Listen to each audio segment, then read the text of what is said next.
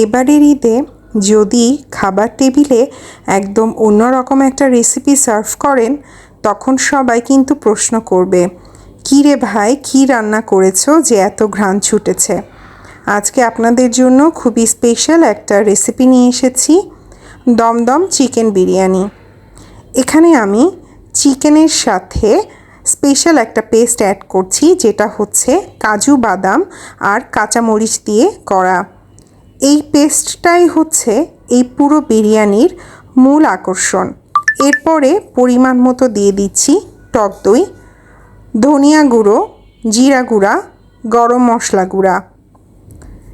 এই রান্নাটাতে বা বিরিয়ানিটাতে বেশি পরিমাণে মশলার প্রয়োজন নেই, তাই এখানে বুঝে শুনে অল্প পরিমাণ মশলা দিয়েই রান্না করতে হবে।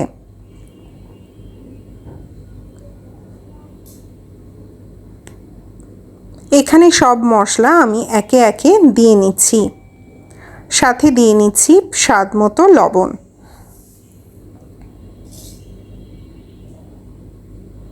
কোরবানি ঈদের স্পেশাল রান্না কিন্তু করতে ভালোই লাগছে, আপনাদের জন্য রেডি করতেও ভালো লাগছে। এখানে কিন্তু আমি স্বাদ মতো একটু চিনিও দিয়ে দিয়েছি। এবার সব কিছু আগে একটু ম্যারিনেট করে নিব। এখনও আমি এখানে মূল যে মশলা, সেই দুটো মশলা কিন্তু অ্যাড করিনি, করব। তার আগে প্রাইমারি যে মশলাগুলো আছে সেগুলো ম্যারিনেট করে নিলাম। এর মধ্যে এখন 2 টেবিল স্পুন পেঁয়াজ বাটা এবং 2 টেবিল স্পুন আদা রসুন বাটা দিয়ে নেব।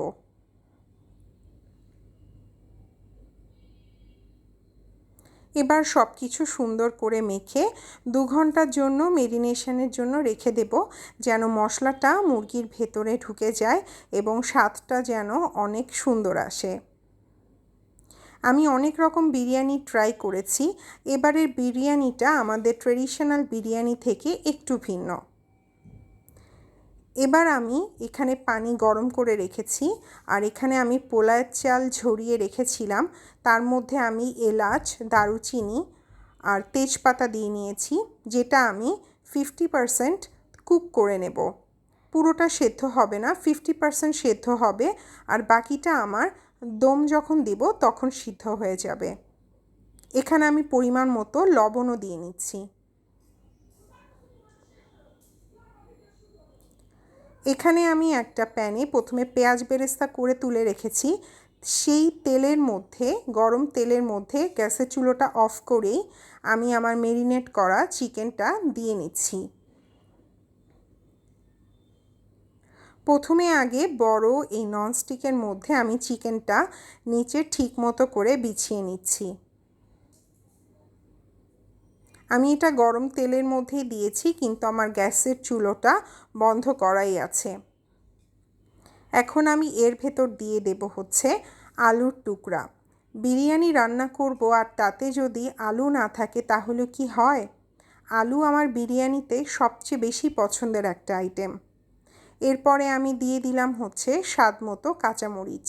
আপনারা যদি লক্ষ্য করেন, আমি এখানে কিন্তু কোনো ধরনের শুকনো মরিচের গুঁড়া ব্যবহার করিনি। এরপরে আমি এখানে একটু কেওড়া জল দিয়ে নিচ্ছি স্বাদ মতো। এটা অপশনাল, আপনারা চাইলে দিতেও পারেন, নাও দিতে পারেন। এরপরে আমি সামান্য গরম মশলা গুঁড়া দিয়ে নিচ্ছি। মাংসের মধ্যে যতটুকু যা যা দেওয়ার প্রয়োজন সব একবারেই আমি এখানে দিয়ে নিচ্ছি। এরপরে আমি 50% সেদ্ধ করে রাখা যে ভাতের চালটা রেখেছিলাম, সেটা এখন ঝরঝরে করে আমি এই চিকেনটার ওপর পুরোটা ছড়িয়ে দেব। যেহেতু আমি পুরো রান্নাটা দমে দেব, তাই খুব সুন্দর করে অল্প অল্প করে ভাতের চালটা চারিদিকে ছড়িয়ে সুন্দর করে অর্গানাইজ করে দিতে হবে।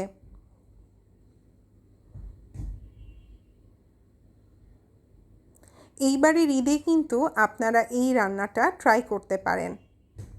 এখন আমি এখানে লিকুইড দুধ গুলে রেখেছিলাম, সেটা চারিদিকে ছড়িয়ে দেব।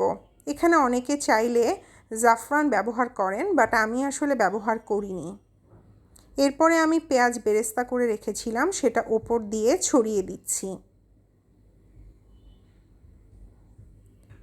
আগেই কিন্তু বলেছি এটা ট্রেডিশনাল বিরিয়ানি থেকে একদম আলাদা, আর খেতেও কিন্তু একদম অন্য রকম লাগে।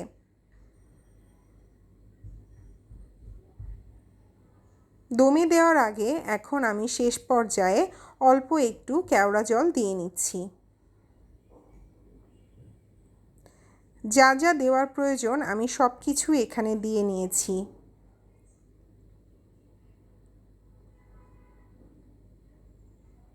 এখন সুন্দর করে ঢাকনা দিয়ে ঢেকে দেব, আর এটাকে দমে রাখবো মোটামুটি 1 থেকে 1.5 ঘন্টা। ননস্টিকের ঢাকনায় যে ফুটোটা আছে এটা চাইলে আপনারা টিস্যু বা কাপড়ের টুকরা দিয়ে বন্ধ করে দিতে পারেন।